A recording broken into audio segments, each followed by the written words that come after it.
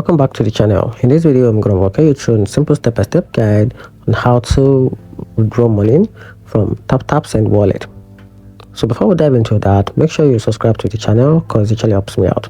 So let's get started. So the first thing to do is to open the TapTap Send app and launch it on your mobile device.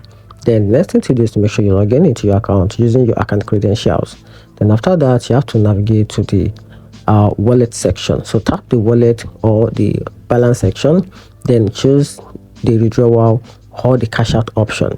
So the next thing to do is to choose your destination. So select where you want the money sent, like select where you want the money sent, like if it is the bank account or the mobile money. Then type the amount you want to withdraw, then confirm the details. So for you to do that, review the account and the amount for accuracy.